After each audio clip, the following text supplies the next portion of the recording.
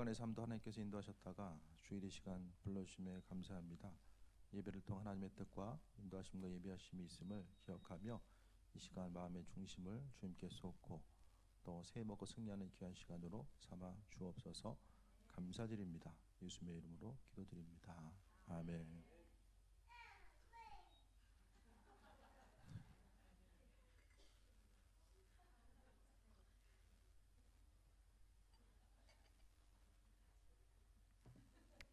아멘. 잘하시기 바랍니다.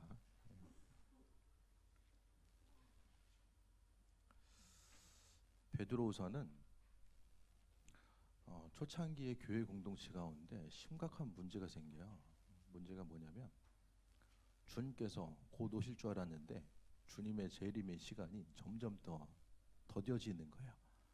그래서 열심히 다해 신앙생활했던 그들이 마음속에 생각하기를 이거 속은 거 아니야?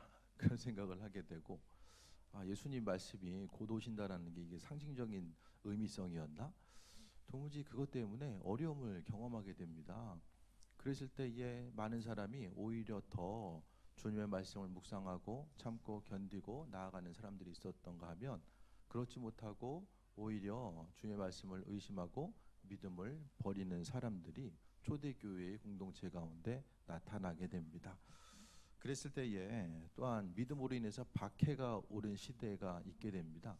그 믿음으로 인한 박해가 있을 때에 예수 그리스도 주님의 오심에 대한 그 믿음에 대해서 굳건히 잡았던 사람들은 계속해서 주를 향해 달려가는 사람들이 있었고, 하지만은 믿음을 버린 사람들, 주님의 오심의 때가 더디다고 생각하면서 믿음을 버린 사람들도 또 많이 나타나게 됩니다. 그랬을 때 오늘 베드로서를 통해서 오늘 베드로 사도는 말씀을 통해서 하나님의 이끄심, 그 마지막 때에, 그러니까 하나님 말씀을 맡은 자들은 신앙인들의 물음에 분명하게 답을 해줘야만 합니다. 그래서 베드로는 주님의 오심이 그 더뎌지는 이유 자체가 무엇인가에 대해서 오늘 본문을 통해서 분명하게 말씀해주고 있습니다. 하나님의 말씀은 계속해서 성경을 연구하고 또 하나님의 이끄심과 인도하심, 그 말씀이 이루어지는 것 자체가 지금 이제 성경 시대의 사람들보다 어떻게 생각하면은 지금 이 시대를 살아가고 있는 우리들이 성경 말씀을 훨씬 더 입체적으로 바라볼 수 있게 됩니다. 왜냐하면은 그만큼 역사의 기록들을 우리가 가지고 있기 때문에 말씀에 대해서 단편적이 아니라 조금 더 입체적으로 바라보고 그 말씀을 접근해 나아갈 수 있게 되는데, 하나님 말씀은 다 하나하나 하나님께서 세밀하게 이루어 가시고, 그러니까 말씀을 통해 나타나신 그 하나님의 일하심을 세계 역사 가운데서 발견하게 되면 너무나도 치밀하고 계획적이고 또 한 말씀도 버릴 바가 없이 그 말씀이 한 가지 한 가지 인류 역사 속에서 이루어지고 있음에 대해서 발견하게 됩니다. 이스라엘 민족들, 저희도 말씀드렸던 것처럼 이스라엘 민족이 다시 회복된 것 자체가 이전에는 1948년도 이스라엘이 건국된 거, 우리나라 건국 시기랑 같다고 그랬죠. 이스라엘 민족들이 건국되기 이전에는 성경의 말씀이 이스라엘 하면 다 대부분이 다시 믿게 된, 예수 그리스도를 믿게 된 그 신앙인들만 이제 그 이스라엘로 보았습니다. 그런데 이스라엘 민족이 나라, 이스라엘이라고 하는 국가 자체가 1948년도에 세워지고 나니까 이 말씀을 바라보는 이 눈이 전혀 달라질 수밖에 없었다라는 거예요. 하나님께서 이스라엘을 통한 그 계획하심과 인도하심이 어떻게 펼쳐지고 움직여 나가는지를 구체적으로 바라볼 수 있게 되었습니다. 이스라엘이 멸망한 지, 원래 이제 로마의 식민지로 있다가 반란을 일으켜가지고 주후 70년에 예루살렘이 완전 무너집니다. 우리가 알고 있는 그 예루살렘의 서쪽 벽이라고 하는 그 통곡의 벽을 제외하고는 다 무너집니다. 그 무너지는 이 과정 가운데서 그 예루살렘에 있었던 이스라엘 지역에 있었던 유대인들은 다 강제 추방되고 또 핍박을 통해 피해서 다 흩어지게 된 이런 과정들을 그들이 경험하게 되고, 그러니까 주후 70년이면 다 사라집니다. 주후 70년은 우리 인천은 어떤 때였을까요? 찾아봤어요. 궁금해서. 백제 건국 이후 88년 지난 때예요. 주후 70년이면. 그러니까 시간 자체가 그때 없어진 나라가 1948년도에 다시 생겼다라는 거예요. 그러니까 사람들이 그 지역에 계속 살다가 어떻게 하다 보니까 뭐 다시 생긴 게 아니라 그 지역에 살던 사람들이 다 흩어졌다가 어느 날 갑자기 다시 그 지역에 모여서 나라가 생겼다라는 거예요. 다시 한번 생각해 보세요. 백제 시대에 살고 있었던 사람들이 그들의 문화와 전통을 가지고 있다가 세계로 핍박을 통해서 나라가 백제가 멸망으로 다 흩어졌다가 1948년에 다시 모였다고 인천 땅에 모여서 나라가 생겨났다고 생각을 해보세요. 그게 가능한 일입니까? 이게 상식적으로 이게 가능합니까? 저는 성경의 놀라운 기적과 역사 중에서 저는 이스라엘 건국을 정말 가장 큰 하나님의 행하심의 증거라고 보게 됩니다. 그 일들을 통해서 하나님은 수많은 일들, 그러니까 신앙 공동체라고 하는 하나님이 이스라엘 민족들을 다시 회복시킬 것이다라고 하는 그 신뢰함과 믿음을 이스라엘 그 신앙 공동체들이 가지고 있었기 때문에 그들은 흩어져 있는 과정 가운데서도 하나님이 이 땅을 회복시킬 것이다라고 하는 사실을 계속해서 자녀들에게 양육시키고 그들이 하나님의 백성이라는 사실을 끊임없이 교육을 통해서 전해주고 그것을 통해서 민족의 정체성 자체를 유지시켜 오면서 이와 같은 하나님의 크나큰 역사와 인도하심을 경험해 나아갔던 것에 대해서 보게 됩니다. 성경 말씀 가운데 나와 있는 그 하나님의 이끄심과 인도하심, 그 성경의 기록들을 보게 되면은 이사야서를 통해서도 그렇고 하나님께서 예언서를 통해서 광야에서 샘물이 나게 하신다라는 사실, 그 광야에 대해서 보게 되면 실제적으로 지하에는 너무나도 많은 이 생수가 흐르고 있는 그 지역, 그것을 이야기하고 있고 지금도 성경의 많은 지명들이 지금도 이스라엘 역사 곳곳에서 지명, 실제적인 지명으로 지금도 사용되고 있다라는 거예요. 성경의 역사에 기록된 성경의 지명들이 지금도 사용되고 있고, 또 성경에 보면 이제 다윗이 사울을 피해서 도망갔던 그의 부하들 400명과 함께 도망갔던 것이 아둘람 굴이거든요. 그 굴이 지금도 존재하고 있고 굴이 어떻게 형성되고 거기서 가보면은 이랬기 때문에 여기서 숨을 수 있고 또 위협으로부터 안전하게 보호받을 수 있었구나. 그 모든 것들이 하나둘씩 밝혀지게 되고 그 성경을 연구하면 연구할수록 성지에 대해서 연구하면 연구할 수 있도록 할수록 하나님이 얼마나 하나님의 시간의 계획표 가운데서 세밀하게 그 일들을 행해 오셨는지를 파적인 과학자 10명이 그들이 이제 강연 가운데서 신앙 고백을 하는 거야.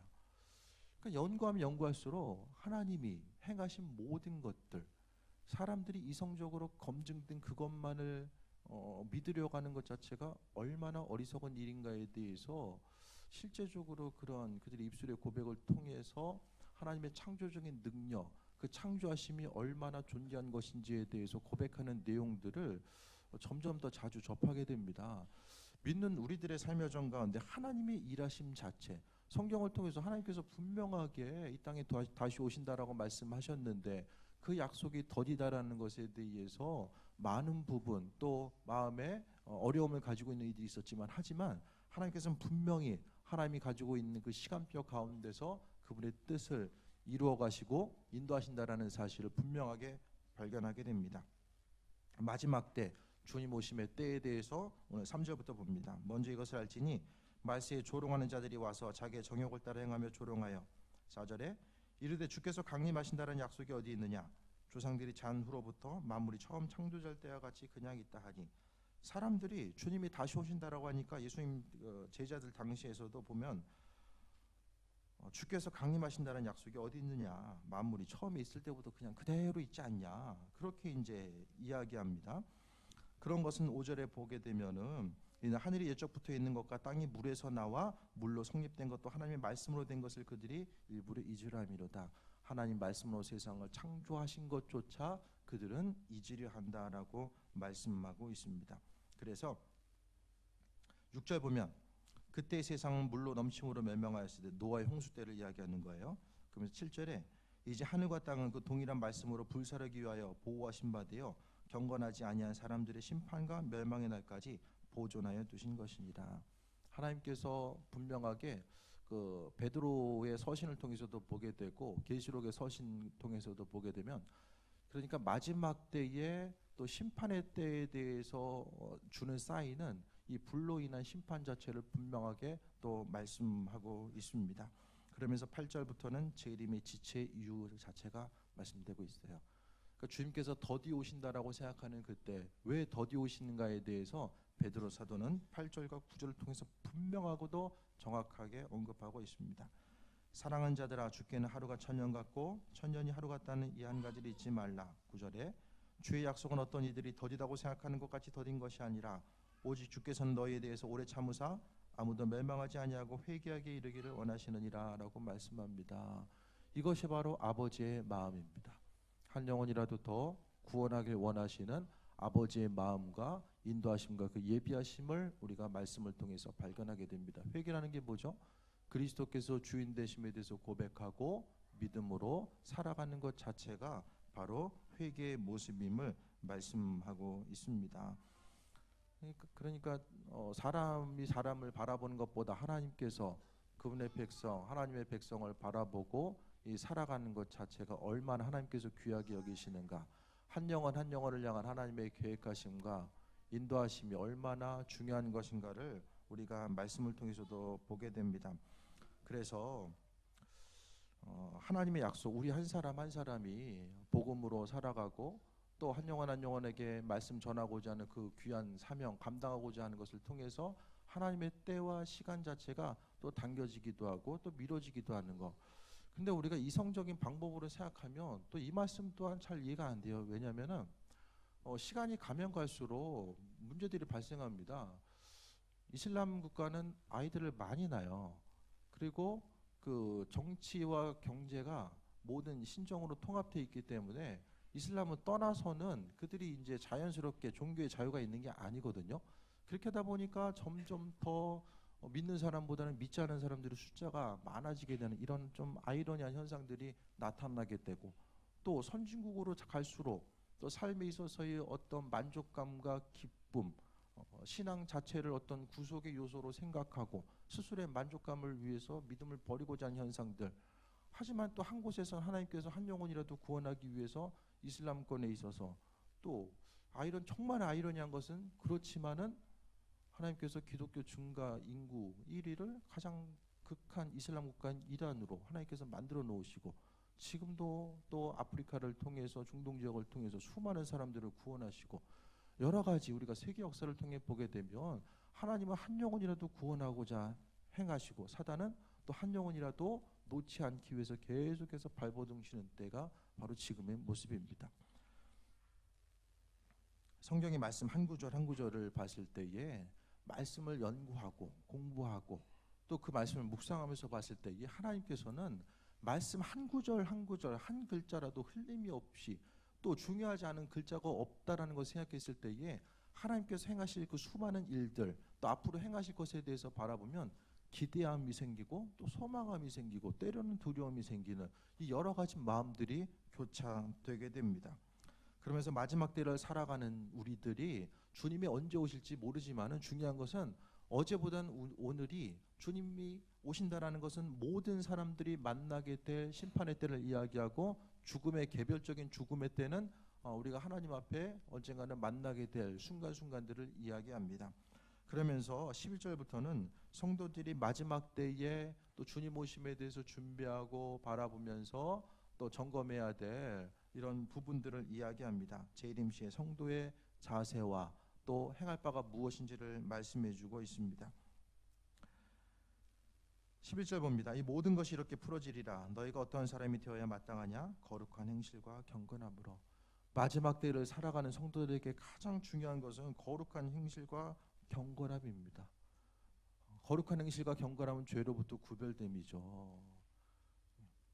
지금 세상 가운데 이루어지는 여러 가지 일들 가운데서 어떤 목표하고 계획한 것을 이루기 위해서 발버둥치며 사는 것보다 훨씬 더 중요한 것이, 주님은 거룩함으로 구별된 삶을 살아가라고 말씀하고 있고, 이것이 지금 세상을 살아감에 있어서 뜬금없는 소리가 아니라 정말로 신앙인들에게 주님께서 마지막 때를 준비하는 그 안타까운 마음으로 아버지께서 우리에게 말씀해 주시는 것이 오늘 본문에 나와 있는 거룩한 행실과 경건함의 모습입니다. 아버지의 성품, 그분이 이와 같은 성향, 이 성품을 가지고 있기 때문에 마지막 때를 준비하면서 어디서 무엇을 하든지 간에 거룩한 행실과 경건함의 모습을 우리에게 요구하고 있습니다. 그러면서 12절에 하나님의 날이 임하기를 바라보고 간절히 사모하라. 그날이 하늘의 불에 타서 풀어지고 물질이 뜨거운 불에 녹아지려니와. 지금 10절의 말씀, 물질이 뜨거운 불에 풀어지고 녹아진다라는 말씀이 10절과 12절의 마지막 때를 의미하면서 지금 반복적으로 언급하고 있습니다. 그러니까 불의 심판이 분명하게 존재한다라는 사실 자체를 이야기하면서 주님의 나타나심, 그러니까 심판의 주님 오심의 때는 믿는 사람들에게는 축제와 회복의 때입니다. 멸망받을 이들에게는 멸망의 때겠지만은 구원받은 이들에게는 건진받는 때가 바로 구원의 순간이라는 사실을 보게 됩니다. 그리고 주님의 날이 임하기를 간절히 사모하라는 거예요. 마라나타 신앙. 아멘. 주 예수여 오시옵소서라고 하는 이 마라나타 신앙에 대해서 이야기하는 거죠. 그러면 10절에 우리는 그 약속대로 의가 있는 곳인 새 하늘과 새 땅을 바라보도다. 천국을 바라보고 살아가는 삶을 이야기합니다. 한 세상 삶에 있어서 눈에 보이는 것만 바라보고 후회와 아쉬움과 절망이 아니라 새 하늘과 새 땅의 하나님 나라를 바라보며 달려가는 그 온전한 삶의 모습, 그 온전한 신앙의 모습을 말씀하고 있습니다. 그러면서 14절 같이 읽겠습니다. 시작.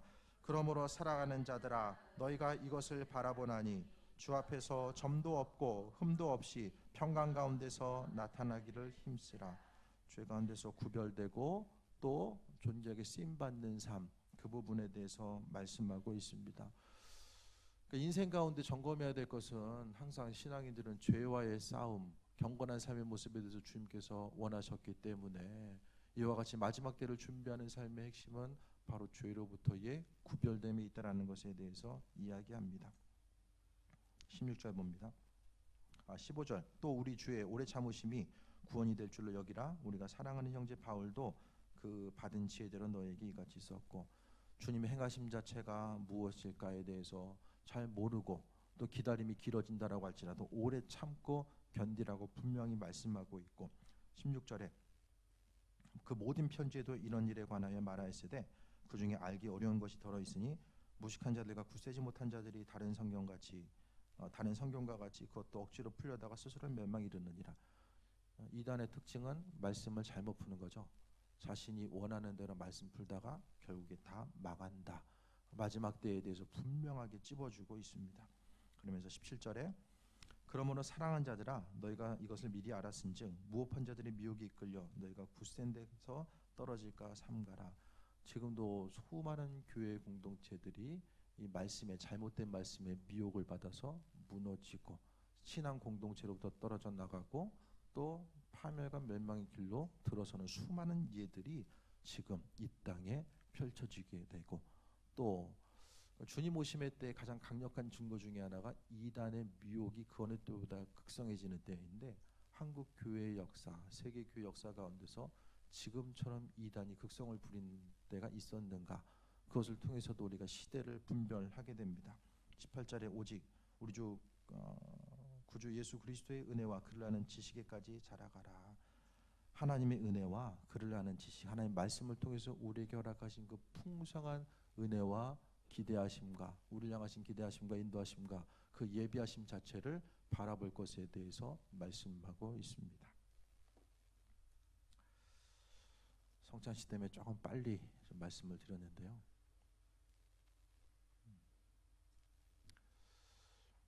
제가 지난 3년간 구약을 연구했잖아요. 성경을 계속 보면 볼수록 그 말씀 가운데 놀라운 하나님의 비밀이 담겨져 있고, 그 놀라운 비밀들은 역사의 흐름을 통해서 계속해서 지금까지 전수되어 왔다라는 사실을 계속해서 발견하게 됩니다. 그렇기 때문에 구약의 말씀 내용들이 역사를 통해서 이루어졌던 것처럼 신약에 기록된 하나님 말씀, 그 말씀들이 앞으로 시간을 통해서 계속해서 하나님은 그분의 말씀을 이루어 가실 것입니다. 그 말씀 가운데 있고 거룩함으로 준비되는 것, 다른 것이 아니라 죄된 세상 가운데서 거룩함으로 준비되었을 때에 마지막 때를 준비하는 온전한 삶을 살아갈 수 있음에 대해서 말씀하고 있습니다. 우리가 세상을 살아감에 있어서 정말 하나님 말씀이 우리의 삶의 여정 가운데 세계 역사 가운데 어떻게 이루어져 있나, 우리가 어느 정도 또 이성적인 관점을 가지고 증명하고 점검하고 그것을 알고자 하는 분명한 노력들이 있어져야 됩니다. 그 말씀을 통해서 우리가 이해하고 발견하다 보면 앞으로 행하실 것에 대해서 우리가 바라보게 됩니다.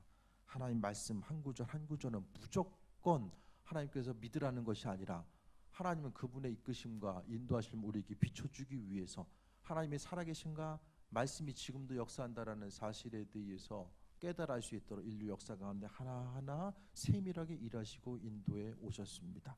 왜? 사람의 이성적인 성향과 생각을 알고 있기 때문에 앞으로의 삶의 순간순간 가운데서도 오늘 분명하게 하나님께서는 주의 약속이 어떤 이들이 더디다고 생각하는 것처럼 더딘 것이 아니라 오래 참으사 아무도 멸망하지 않길 원하신다라는 것.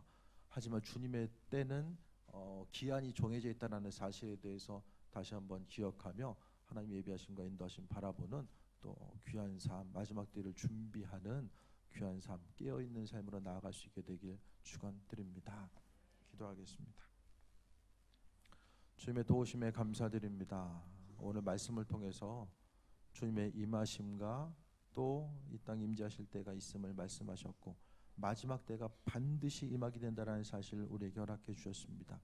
하나님의 말씀을 더 깊이 바라보게 하여 주시고 그 말씀을 통해서 하나님께서 세밀하게 말씀하시고 응답하시는 아버지 하나님이여 그 은혜에 더욱더 깊이 나아가게 하여 주시며 우리의 믿음 생활이 하나님의 일하심과 비춰주심을 통해서 더 깊이 굳건해 줄 수 있도록 아버지 하나님 강건함으로 지키시고 인도하여 주옵소서. 모든 것이 다 하나님의 은혜입니다. 영광 받으시고 새 힘 허락하여 주옵소서. 크신 사랑에 감사드리며 예수님의 이름으로 기도드립니다. 아멘. 시간 성찬 예식하겠습니다.